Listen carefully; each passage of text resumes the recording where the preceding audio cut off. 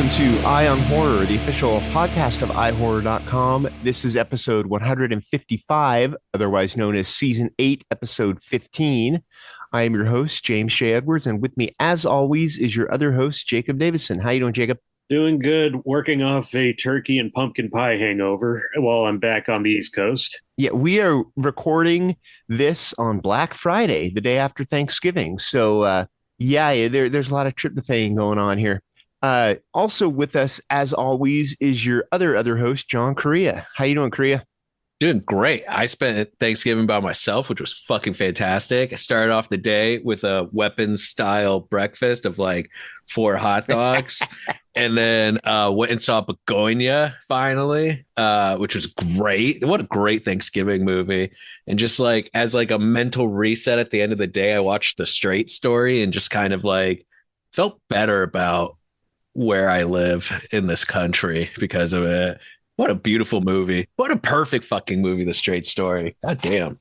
I kind of had to work all day because, the day job, there were only 3 events, but they went from 8 in the morning until about 6 p.m. So it was one of those, always something happening.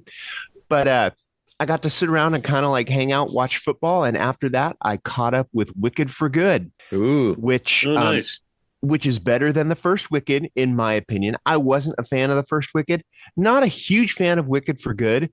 I still think they did the same thing to the music where they sterilized it because the music for Wicked is so good, but they still kind of ripped the soul out of it. I mean, I'm not quite sure what it is about the music because the performances are good. The vocals are amazing. The Ariana Grande and Cynthia Erivo can sing their asses off.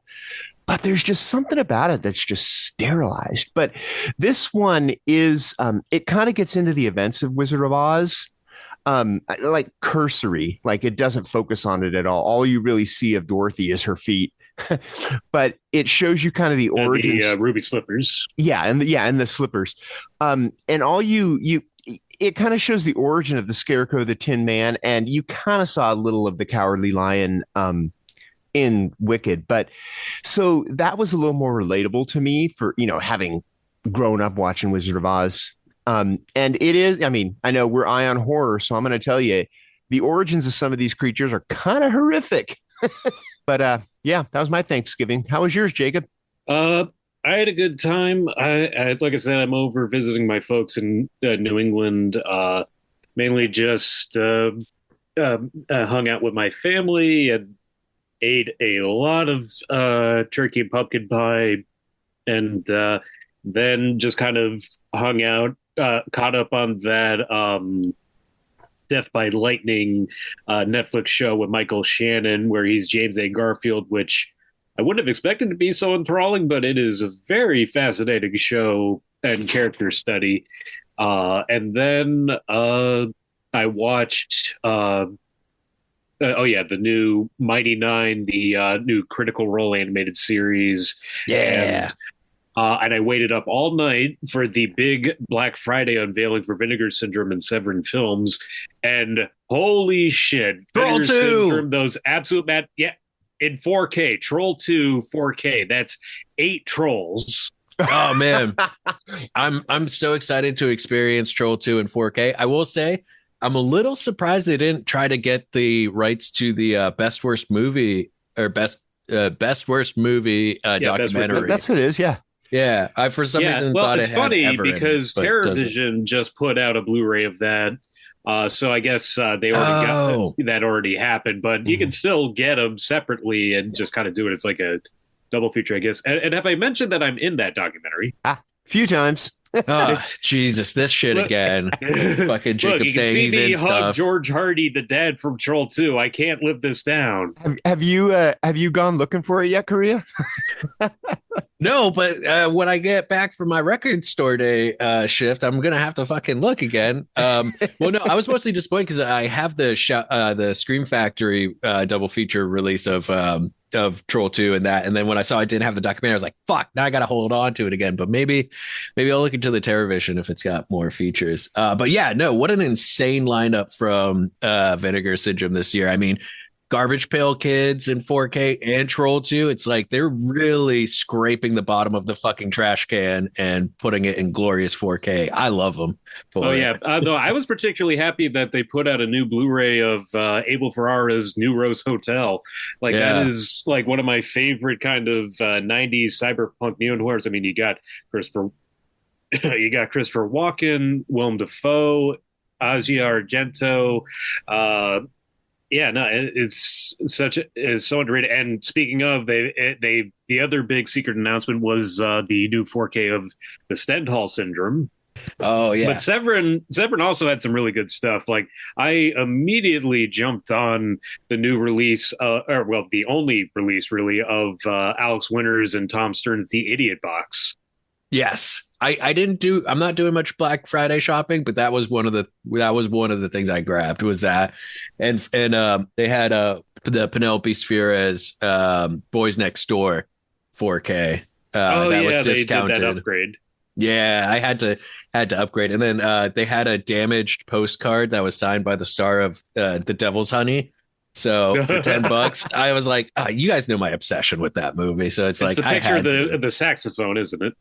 With the saxophone being played into the lady's crotch, yes, yeah. I'm gonna get it's her signature. So as you can imagine, I'm very excited. You gotta get it framed. I Devil's Honey is so fun. What a movie! It's a wacky ass movie. So not that much has come out since last time we talked, but speaking of fun, the big thing I think that is actually released is Sisu Road to Revenge. Yes. Have you guys both seen Sisu too? No, I have. That was going to be the other movie I was going to see yesterday, but then it was only like playing in one theater, and it was like a bit of a drive, and it's funny because they screened Sisu Road to Revenge for press the same night they did Wicked for Good. So I actually made the choice to see Sisu Road to Revenge because, and as I told the rep who kind of made fun of me for being there, I was like, I enjoyed Sisu a lot more than I enjoyed Wicked. So I'm hoping the sequel will be this. There's a lot more fascist punching in Sisu than there is in Wicked. So here's the thing. Here's the thing about Sisu Road to Revenge. And as it was going, I was wondering, am I remembering Sisu wrong? But I wasn't. The enemy in Sisu Road to Revenge is not the Nazis, it's the commies. Yeah, he's fighting the Red Army. And I was thinking, shit, was it communists in Sisu too? But no, Sisu was literally not. It was Nazis. Yeah. And it's now commies. So it's not quite as satisfying to see him kill communists as it is Nazis, but holy shit. Sisu Road to Revenge is literally everything you could want from a Sisu sequel. Yeah, but the thing is, though, is that they gave him a very formidable enemy in this one. Yeah. It's like Stephen Lang plays this crazy Red Army colonel who went on a killing spree and killed his family, and now this general sends him out to finish the job because the old man killed a bunch of their soldiers in retaliation, and it's. Like somebody put it best, it is basically they Mad Max Fury Road / Looney Tunes, the sequel, because it's a road movie. It's like the old man taking back the lumber from his ancestral home, and it's all these army men trying to take him out, and they've got like soldiers and motorcycle specialists. Airplanes. They send out a tank and planes. Yeah, so they just throw everything at him. Yeah, it is. The first half of it is very Fury Road because it's him basically, driving, trying to get away from anything the commies can throw at him. But then once he figures out who the guy chasing him is, the dude who killed his family, then it kind of becomes, this is where the revenge, it's like the road is the Fury Road part. The revenge part, it's almost like a slasher movie. Like there's this one scene where he's on a train and he's sneaking through all of these sleeping cars full of sleeping Red Army soldiers, trying not to wake them up. And it gets to a point where I don't want to spoil anything because it's actually kind of hysterical, but it gets to kind of like the scene in Naked Gun where OJ dies. it kind of gets to that point of ludicrous where like how much more is gonna be thrown at this dude, and he's trying to stay quiet, and there's like all this stuff happening that would make an average person scream. It's pretty funny, but yeah, it's everything you could want from a Sisu sequel. It's just, I mean, it's just over the top, gory kills. Stephen Lang is incredible, as is the guy. I don't know the guy's name who plays it's the same guy from Sisu. But Yeah, the old man. yeah, but he's amazing. And here's the other thing. I always want to spoil this. The dog lives. The dog from the first one is in this one, Yeah. and he lives through this one too. So go ahead and go into it. You don't have to worry about seeing a dog die. Oh, and the old man is played by I think I'm pronouncing this right. Jorma Tomilla. Yes, yeah, that's his. Yeah, I wouldn't if you pronounced it wrong, I wouldn't know. But yeah, that's his name. We tried. If you're listening, Yorma or Jorma. I had the reverse happen with a franchise I got into the other day. Have you guys ever watched the Substitute movies? I think I saw the first one. Yeah, I think so too. Oh, are those the ones with Treat Williams? The sequels are. The first one Okay. is what's his face? It's not Treat Williams. It's Berenger. Oh, Tom Berenger. Okay. Tom Berenger. Well, Yeah. I must have seen at least one of the sequels because I remember Treat Williams there as well. Yeah. Well, the first two are very like war on drugs, kind of propaganda, where it's like, yeah, the city schools are rampage with drugs and filled with cartel and stuff. Substitute 1 and 2, and then 3, it goes to a college and it's all about like steroids and like mafia and stuff. So it's like kind of getting away from it. But Substitute 4, failure is not an option, is fucking bonkers. I remember in the 90s where every horror sequel ended up at a military school. That's this one, which actually makes the most sense because this whole time it's the basic plot of The Substitute is there's something going on in the school, usually involving gang and drug stuff, and a mercenary becomes a substitute and then shoots up the school of the cartel, not just the kids. It walks a fine line. It's like Class of 1984 meets what is it, A Dangerous Minds. But 4, he gets sent to a military school because there's a neo-Nazi creating or like spreading Nazi ideology and creating like an SS group within the military school. And it's fucking great. It's just Treat Williams blowing up and shooting Nazis or neo-Nazis, and awesome. Highly recommend. Have either of you guys seen this movie, The Carpenter's Son? No, I didn't know it was out yet. Yeah, I think it's out. It came in one of my screener link packs. It's bad. It is really bad. I kind of, when I saw that it was in the pack from I even forget the company, but when I saw it was in the pack, I kind of moved it to the top of the queue because I was curious because of the hype. It's really bad. What it is basically people have always talked about the missing. Jesus is born in the Bible, and then next thing you know, he's like 32 years old, and there's the missing childhood and adolescence of Jesus. Yeah. And this, although they never actually say Jesus, Joseph, and Mary, that's who these characters are, and you can tell. And Nick Cage is the carpenter, who is Joseph, and it's actually Noah Jupe. He is the son, although it's thinly veiled as Jesus, and FKA Twigs is Mary. But this is it kind of, he already knows that he's got this power, and he's starting to kind of be able to see things and experience things. And there's also a stranger who he meets who ends up being significant. But there's a lot of him questioning his existence because he has a brother who he looks nothing like, and everyone's like, is your dad really your dad? You know, there's a lot of that going on. But there, I mean, it is a horror movie. It's pretty horrific, but it's really bad. It's really disjointed. The one thing that is cool about it is It has beautiful locations. They shot it in parts of Greece. It's beautiful looking. It's just ah, it's rough. It's rough. So what you're saying is it's nowhere near as good as Damien the Omen 2, which No, which is the anti the negative, the flip side of that a timeline of Jesus's life. And I there are books about that time of Jesus. They just consider it like extended universe title of the Bible. yeah, it's not gospel. Yeah, Yeah. Yeah, I prefer the dogma version. yeah. You guys know me. I'm a big fan of the extended universe of the Bible.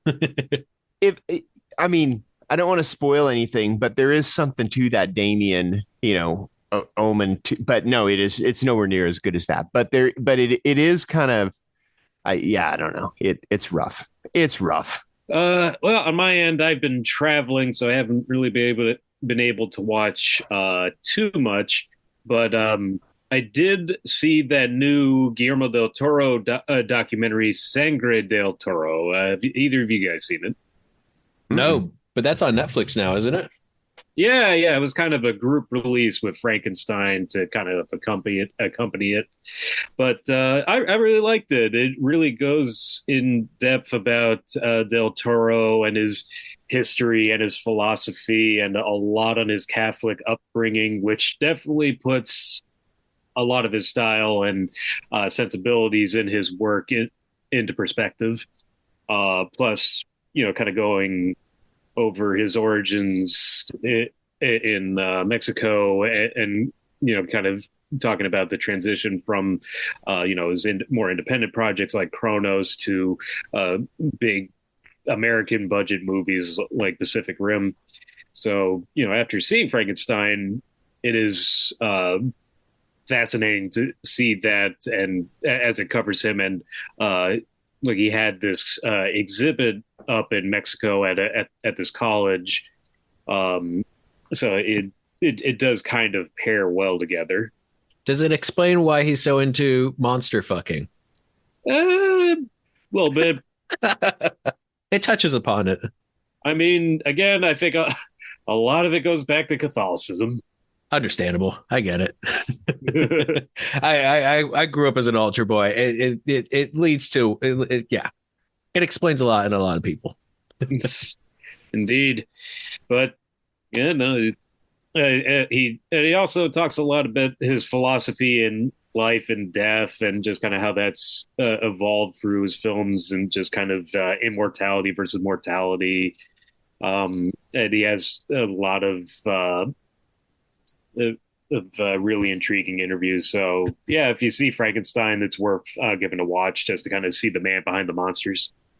He did let it slip that Frankenstein is getting a physical release. Yes, he did. I saw that. Yeah, someone mentioned, I think it's in the book, they reference a scene that's not in the movie, and he was like, oh yeah, it'll be in the physical release. Yeah, well, I mean, after his last several films getting released through Criterion, I was hoping that would be the case. Fucking better. I still need to get that Nightmare Alley 4K. Oh yeah, 4K Frankenstein though. I'd like that. Okay, now let's bring in our special guest for the episode. This episode, we've got the composer for the score of Keeper, Edo Van Breemen. How you doing, Edo? Pretty good. Thanks for having me on the show this morning. Thanks for being on the show. I always love talking to composers on our show here. We always like to start with kind of the origin story. How'd you get your start as a composer? I mean, I played in a lot of different little Canadian indie bands back in the day, and I also I'm originally a classically trained pianist, but I didn't study music, and I just kind of got into music scenes, ended up meeting some directors along the way, and I'd put songs in their short films, and then it just kind of snowballed into a career. I always thought it was a fake job, to be honest, and I was like, when is the rug going to be pulled out from under me? And I'm still doing it.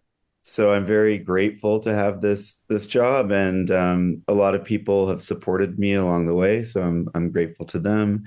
But yeah, and I just kind of you kind of learn along the way, and like you move from working in bands and writing songs to just understanding what score is and its function as kind of an emotional tool in filmmaking. And I found that really interesting. And I like all of the detail of production. I'm also an engineer and producer, so kind of like, composing and producing scores.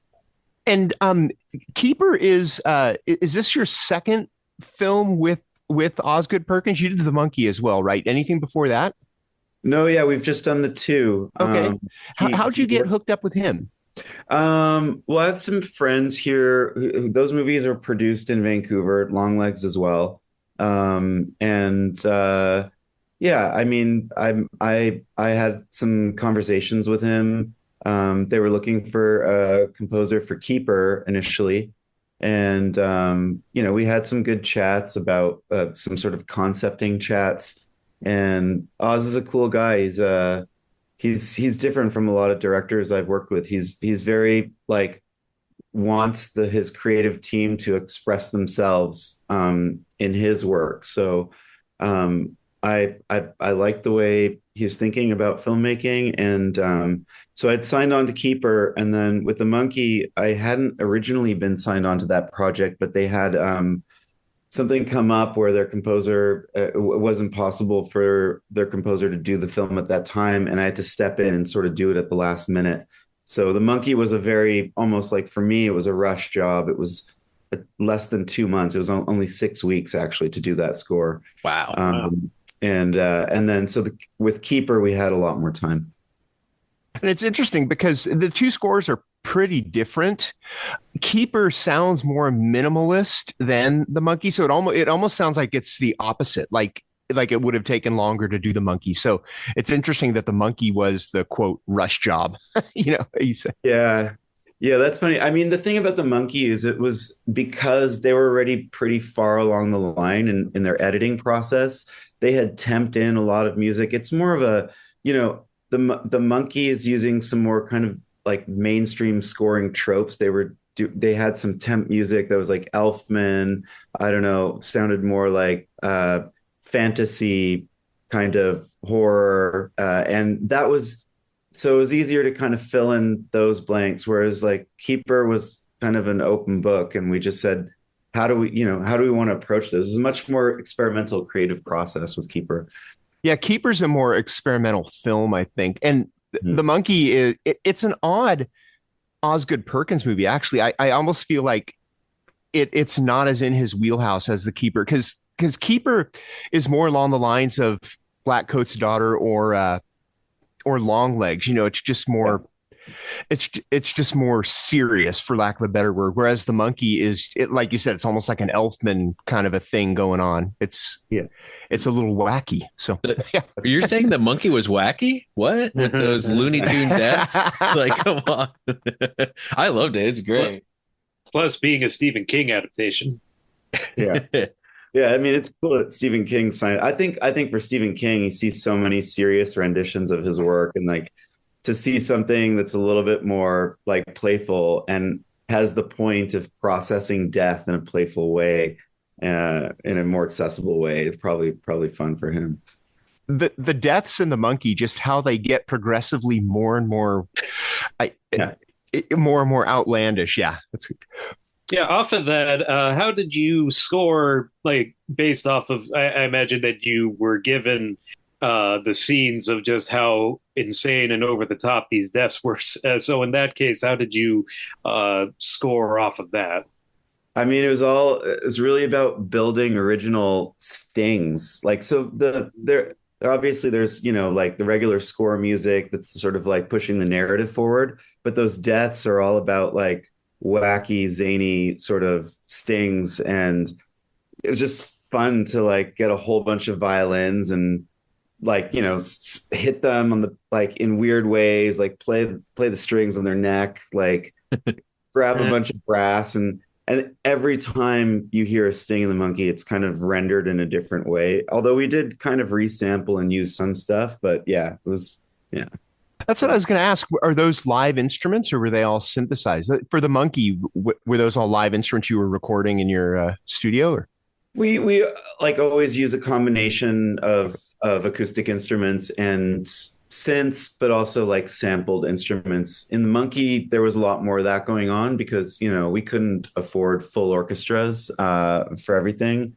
Whereas in Keeper, there was no sampled instruments. I was kind of almost like religious about that. Like I didn't want there to be any sample packs that I got from third parties. So I created all of my own sample instruments for Keeper. So there's a clear distinction between the two films there. But is the Keeper still like, for lack of a better word, synthesized? I mean, you say that you created the samples, but there's no orchestra there, right? It's much more minimalistic. Minimalistic, but all the instruments are like, a real drum kit or a real, fiddle, and voice plays a big part in that film too. Yeah. No, one of the things I especially appreciated about Keeper is that a lot of the soundtrack, how you use the instruments, it feels like it's reflecting like the sounds you would hear in a house in the woods, like the creaking. Like there's a few parts where like the strings are going and it feels like the creaking of the walls, or a woodpecker off in the distance with some clocking. And I was listening to it while working last night again, and I was like, man, I feel like I'm back home in New Hampshire, and I grew up in a cabin, so I would hear all these weird noises, but like uneasy. Like I'm like, don't make my childhood noises uneasy. The bubbling of the stream almost sounded like the rhythm of the sound. The sound design and score are just so tightly interwoven. It's almost like, Yeah. I mean, did you work closely with the sound designer, or was that just kind of a happy accident? Yeah, Eugenio is Battaglia. He's a really good friend of mine, and we were friends before we started working together. And he did sound design on Long Legs as well, and The Monkey, and we've done a whole bunch of other projects throughout our career together. So it's really easy for us to have this conversation. And he's also the mixing engineer, so it's like we can kind of anticipate how score will like weave into the sound design, and we have like this dialogue going before I even start composing, where it's like, okay, let's let the wind or let's let Cabin Creeks do their thing here, and then this is how we're going to insert score. But to speak to the kind of creaking quality of the composition and the minimalistic nature of it, it's like I wanted to give like the environment and the cabin a voice and give it a theme. But I just like really, I don't know. I didn't want to hear another sort of Cabin in the Woods score that's just like overpowering tremolo violins and, just like big hits and stuff like that. Oz doesn't really like hits, which is cool. It's like, let silence speak and be the creepy element here, and then just kind of have these sounds peppered in. So yeah, it was fun to try to like hit that minimalism. Yeah. Well, and that's one of the cool things about Keeper is like, especially in the beginning, you're kind of sitting there with the characters in the moment, in this house, in this space, both between the music and the camera work and the editing. It's like the house feels bigger than it is, but also more claustrophobic. But it feels like you guys are almost playing with different genres to kind of be like, oh no, is this a ghost story? Oh no, is this a Killer in the Woods story? What's it gonna be? Yeah. The movie is very much like that. Like, I seriously thought that it was just a slasher until it gets to that one scene with Minka, and I don't want to spoil anything, but if you've seen it, the one, with the tree, you're like, okay, this isn't just a slasher. There's something else going on. Yeah. So we're backtracking a little bit on this. What is your process like? Like, okay, so you get maybe a script or maybe even a picture lock. Where do you go from there? How do you start?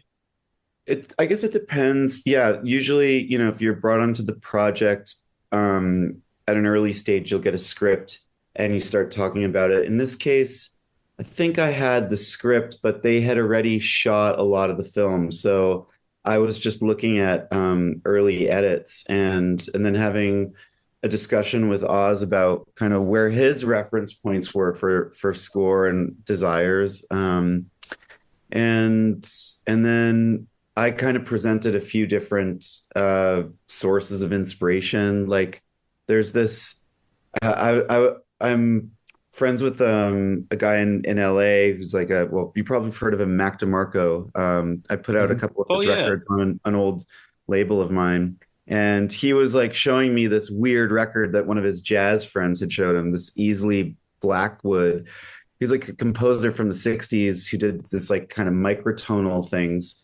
And I thought that sounds messed up. That sounds deranged.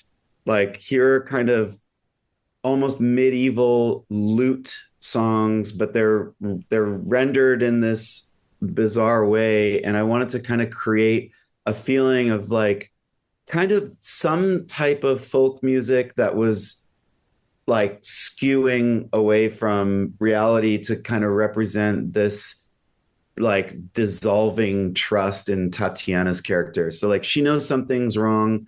I'm not going to give too much away, but like the music is supposed to kind of fall apart and also be minimal enough that you can kind of feel that happening. So my process was like to kind of look at some of these reference points and then figure out like with my set of instrumentation, creating a lot of limitations in the sounds I was using, how to kind of like mimic this kind of psychoacoustic creep. And I'm just kind of like, it's early in the morning. I'm trying to kind of describe how we approached this with Oz. Oz was like, yeah, cool, do whatever you want. And obviously he was a sounding board for anything I was coming out with the studio and kind of like offering some suggestions there. Was he pretty much on the same page as you, like with wanting like a minimalist score that is almost that is just so subtle that unless you're listening for it, I won't say you don't notice it because you do notice it, but it's not overpowering. Was he on the same page? Is that what he wanted going in? Yeah, definitely. I mean, he had talked about Mika Levy and Under the Skin, and that's my favorite. I love Mika Levy. Yeah, I mean, my favorite modern composer. Yeah, or my favorite modern film composer. Yeah, totally. Mika Levy's a legend, a living legend, and I hadn't heard. I mean, usually when you have a movie like that come out, or some sort of game-changing score movie like Sicario or Drive, everybody wants to sound like those composers for a while. And I feel like Under the Skin that happened, and then nobody referenced it for a very long time. So Oz brought that up, and I was like, okay, that's cool. There's just like singular percussive sounds, but then how do we get the percussive sounds to I think relate more to the idea of a creaking cabin or these kind of like scuttling entities, So it's like instead of it being like one hit, it has to be some kind of rhythmic element, and that's what led me to these sort of weird loops that are played at different speeds on a sample keyboard. So that essentially it's just a few drum loops that are sampled, and then I'm playing them back in a sampler at lower pitches or higher pitches. And it's actually, once I figured that out, it was really fun to compose because I just sat there with the MIDI keyboard and I had my drum loops just readily there, and I would just play them slower, faster, higher pitch, lower pitch. That's awesome. Yeah, it sounds not overly processed, but you can tell that it's not a natural. These aren't the sounds that you're going to hear in nature, although I think the roots of them are. Like, what percussion instruments? I mean, are they actually instruments, or did you actually go around, knocking on walls and tables? I mean, how did you get these sounds to sample? Some of them were actually, like hitting a piece of like wood on like a table or like a log or something outside. I brought a Zoom recorder around a little bit, and then actually, like I have a little cabin that I rent on a small island about an hour outside of Vancouver called Galliano Island, and it's just like this old creepy cabin that was built in the 60s. And Eugenio and I went there, and so he recorded all of the actual creaks of the house in this cabin. And then I was kind of like knocking on some of the walls and stuff. So we sort of turned that cabin in a way into an instrument. But, I also used this old Ludwig drum kit. And I'm not a drummer, but I played those. I turned all the lights off in the studio and was like, what's a creepy drum beat. And I would just record a bunch of these things and then chop them up later. So between the stuff from the cabin that we recorded and some of the stuff in the studio, I was able to kind of create a palette of percussive instruments that were used all over the film, but that were, yeah, they're processed a little bit. They're also just recorded in a way that's weird. That's definitely awesome. Not just throwing sheet music in front of an orchestra, is it? No, it's very much about the process here. Yeah. No, it works really well. Often when we interview composers, there's always that, no, didn't have the budget for the orchestra, but like it really does work, like that isolation in the house, in the creaking house for this. Yeah, this is the score is almost another character in the movie, and this score, and this is going to sound like I'm blowing smoke, but this score is exactly what this movie needed. I mean, in my opinion, I think it worked really, really well. I was going to add that it did feel like it added a presence to the story, kind of like just all the details you notice in the background as things escalate into horror. Cool. That's cool to hear from you guys, because I'm sure you listen to a lot of horror scores. Oh yes. and even the minimalist vibe worked. Like there's one scene in it where the trash bag scene, where, and there's almost like it's almost like a jump scare. But even with the minimalist vibe of the score, it's like you score it wouldn't have been as effective without your score helping along that jump, you know? I love that you bring that moment up, because that was one where we were kind of like, how do we do an anti-Sting? Like, so whereas like Monkey was all about these big jump scares with like huge orchestral stings, that's kind of like you're subtracting out. You have this percussion leading up to that point. And then when you have the bag kind of shift, there's a weird, it's actually, it's my friend Dave Biddle who played the sax, but threw a whole bunch of pedals. And I recorded him, like he would just watch the picture, and we just recorded like 20-minute string outs of stuff. And then I would chop that up. And I found this one take he did, which was through like a pitch delay pedal. And it's just like this kind of tape warble thing that starts after the sting moment. So instead of like creating like a spike, there's still music that comes in, but it's very subtle, and it's almost like an ambient thing, but it's very off, you know, like the pitch is off, it's bending down, and it has this kind of strange pulse to it. So I was looking for things like that would not just be the sting moment, but all of a sudden you're like in another world of her realization that things are starting to get, you know, worse and worse. And these sounds sort of like linger because they're almost like, you know, dynamic pads or whatever. Yeah, that's fucking awesome. Yeah. I love hearing stuff like that. I love hearing the process. I love, especially like so much is in for this film. It's so much of it is like 2, maybe 4 characters at a time. So you really have to rely on like the audience connecting with your protagonist. And I mean, first of all, you got Tatiana Maslany, who's amazing. But just like the whole what's going on with her head is so well represented, but not only in the music, but with the cinematography and sound design, and you're in it. And it's interesting seeing, because I saw it with a crowd. It's interesting seeing, like, you can feel a crowd being in it with the characters, because sometimes you'll be sitting there and you'll be like, half these people aren't paying attention. They're trying to sneak looks at their phone, but like definitely everyone was in it and just going, what? Nice. Yeah, no, I had a similar experience, and I was lucky enough to see it at the New Beverly with the 35 millimeter print, and also much stricter rules on phones, so nobody was doing that. But yeah, no, I think it did really kind of hook the audience in, especially with just kind of that build up and you know, just the dread of a jump scare coming, because you know it's the feeling that it's too quiet for too long, something's going to jump out at her. I actually saw it from the screener pack that Neon sends out on my couch with my dog, and I'll tell you, it's just as effective there as it would have been in a theater. I think so. It you know, I imagine Correia's experience with like a full theater, everybody completely, you know, wrapped, but sitting on my couch watching it, I wasn't reaching for my phone then either, so it's definitely engaging. It's interesting that you're talking about like the recording and the gathering and stuff, but it seems like once everything was recorded, that's where your work started. Because like you said, you get it recorded and then you go kind of chopping it up and syncing it. Like you said, you had your friend play sax through 20-minute interval, and then you started using that. Is that kind of how it was? Just like you had this library of score and then you started assembling it? Yeah, definitely. Like once I had the samples, like I had the percussion samples, that was a big piece of the puzzle. So I was able to kind of go through some of the pivotal scenes. But I did a lot of studio work with my friend Aiden Ayers. He plays the violin and fiddle and guitar and a bunch of instruments.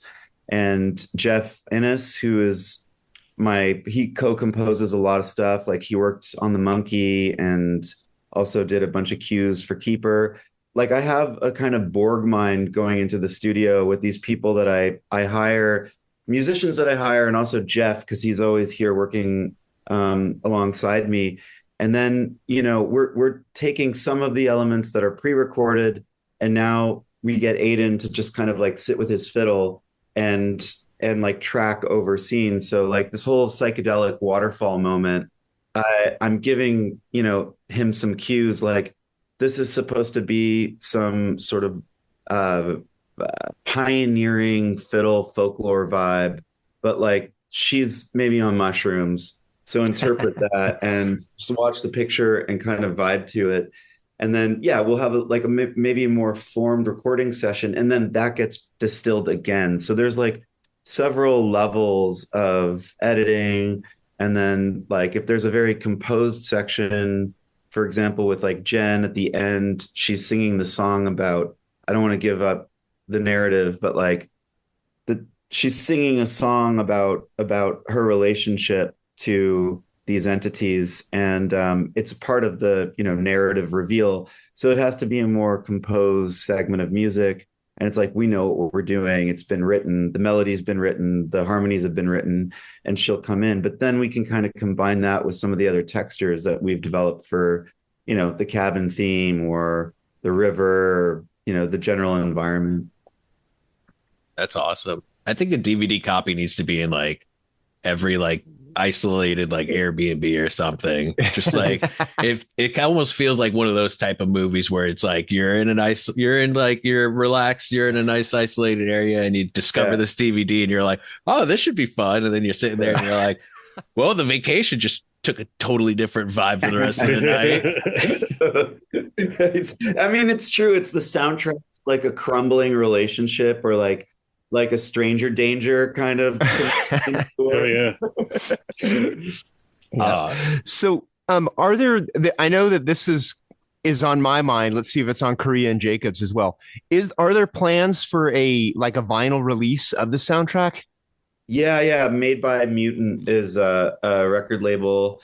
I think they're based in the UK and LA, and they're putting out the vinyl. They put out the Monkey as well. They usually do beautiful pressing. So I mean, I think actually you can pre-order it now, I believe. Okay. Awesome. Yeah, it's on the website. I just looked it up. Oh, cool. And it's going to be released in March of 2026. March? I have to wait that long? Oh, wow.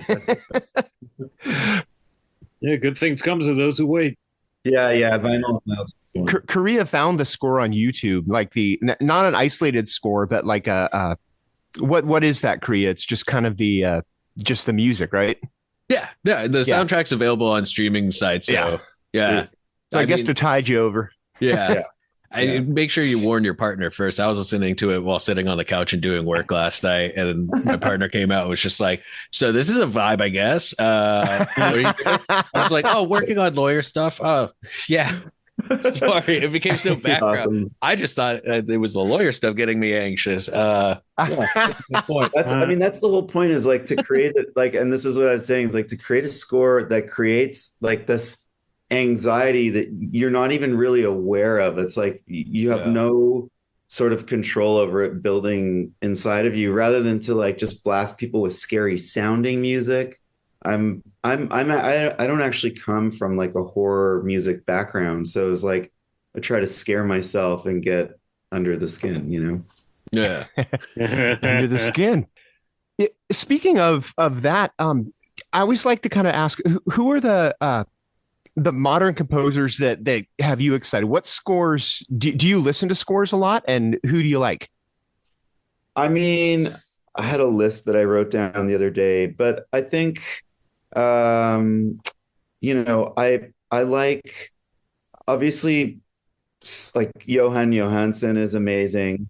I think some of his orchestral stuff is really cool. We talked about Mika Levy. I like Ryuichi Sakamoto. I love the Revenant score. I think there's a beautiful minimalism there. And also some of his earlier work is cool. Who else? Going in the Monkey, you're looking at Elfman and Alexandra Desplat and composers like that who are kind of more on the nose, kind of Hollywood. Um, and Yeah, let me think about other. There's a new guy, Kanding Ray, who's more in the electronic realm. Who's done this film recently called Surat that Neon put out. That's pretty cool. So yeah, they're. I'm kind of looking around. I think One O Tricks Point Never does some cool stuff, and I'm it's sometimes like with references I kind of struggle because there's so many, I'm looking through my playlist right now. Hauschka's awesome. I always like to try to find out if people have you seen or heard Swiss Army Man? I haven't, that's one of these movies that passed me by a long time ago and I've been meaning to watch. Okay, I would love to hear what you think of the score. The score it's the Manchester Orchestra guys, Oh, and cool. and it's pretty much all vocals. Amazing. And I mean, there's a little bit of keyboards in there, but it's all like and they'll do things like they'll do the Jurassic Park theme, but it'll just be like 3-part harmony of just vocal. It's an amazing score. You Cool. definitely should at least check out the score because Yeah. It's probably one of the more inventive scores that we've heard over the last 10 years or so. Nice. That's awesome. I'll definitely check that out. Jay's out here promoting the Swiss Army Man soundtrack I love it. like he's got skin in the game. Swiss Army Man and Mika Levy. Those are the two that I always. Yeah. Anybody who wants to listen, I'll talk. Yeah. So what do we got next for you? You got anything in the hopper coming up? Yeah, I'm working on a project called The Backrooms. It's directed by this guy, Kane Parsons, or he goes by Kane Pixels online. He's kind of he's a young director. I think he's the youngest director to ever direct a A24 film. He just turned 20. Wow. This is the creepypasta one, right? The Backrooms. That is Yeah. that's based on the creepypasta. Yeah. So Yeah. it's almost it'll almost be better that you have a 20-year-old directing that, someone who's in touch with it. Yeah. Well, yeah. I was going to say, didn't he do like a bunch of backroom shorts on YouTube?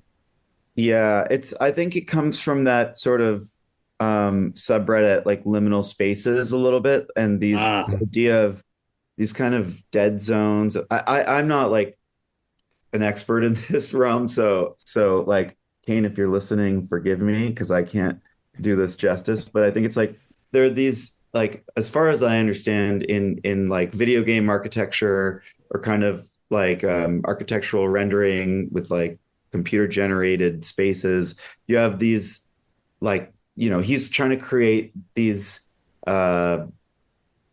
environments that feel like they're kind of like realms of a video game that don't have anything to do with the actual game, that just kind of spaces you can get lost in, and they inherently feel creepy.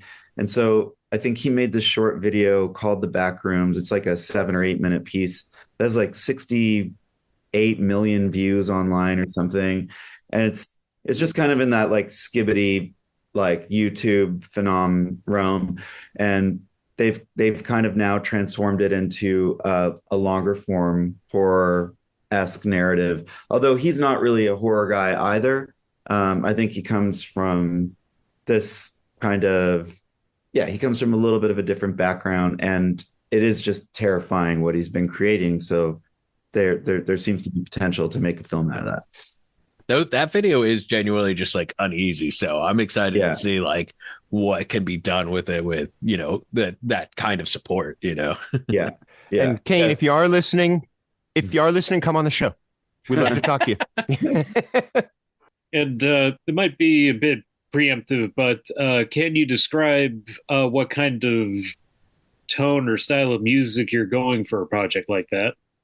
Well, if you listen to the back rooms, so actually Kane is co-composing with me. It's an interesting situation where he's a composer and a producer, and he has a very particular musical palette. Although if you go on Spotify, he's got like 300 tracks on there. Like he's just a very prolific composer, and like he has various ways of. I don't think he doesn't play these instruments by hand, but he knows what he wants to hear, and he's learning. Like he also like has synths, and he comes in the studio. But I think primarily he's kind of like a concept composer, and so he has a very like well-formed inspirational palette that he's been using, and he'll use a bunch of his own tracks too in this film. Sweet. That's awesome. Anything else you got coming up that you can talk about? We always deal with NDAs here, so nice. I don't know what you can talk about and what you can't, but do you have anything else coming up? Well, I'm doing a documentary which will come out sometime next year. It's a Canadian documentary on people who are involved in cryogenic freezing. So my friend Dave Ehrenreich has been filming a documentary for 5 years following this kind of cult of people who are preparing to freeze themselves to be reanimated sometime in the future. And it's a very bizarre treatment, and the subjects are all really interesting. So I work in documentary a lot, and I find it's a nice thing to go between narrative film and documentary and kind of glean inspiration from the real life horror that people experience in the world. Yeah.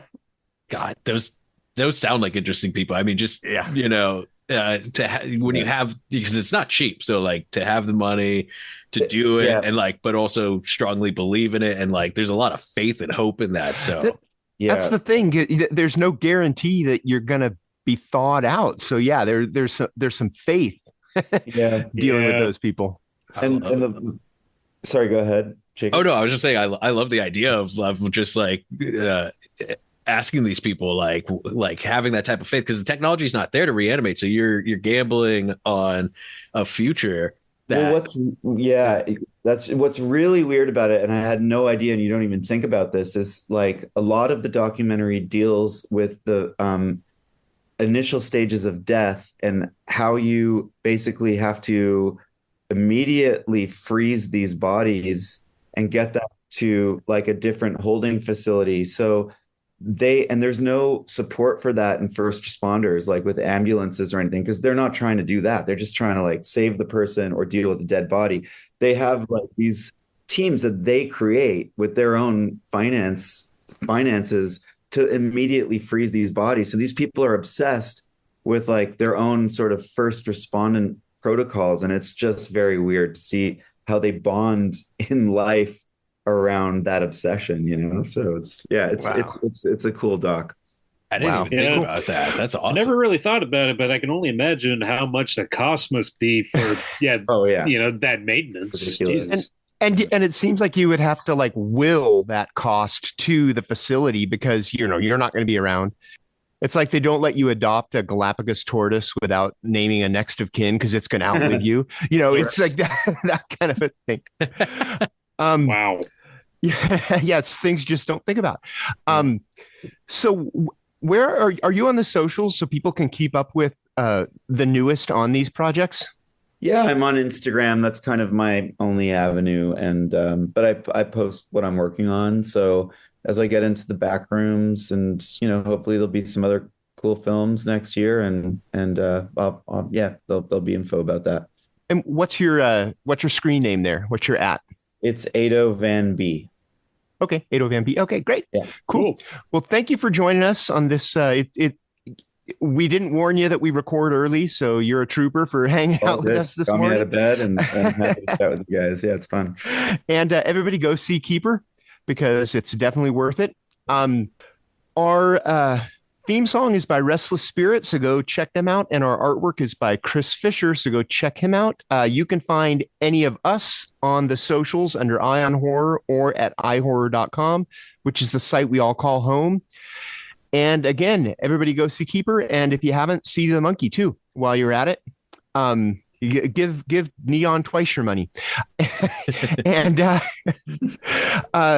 keep an eye out for the back rooms. And what was the name of the doc? I think it's called Relax. Relax. Okay, well, there you go. Open your eyes. Relax. Open your eyes. I think. Yeah. Okay, follow Edo on Instagram to know when that's coming out. And we will see you in a couple of weeks. So for me, James J. Edwards. I'm Jacob Davison. I'm Jonathan Correia. And I'm Edo Van Breemen. Keep your eye on horror.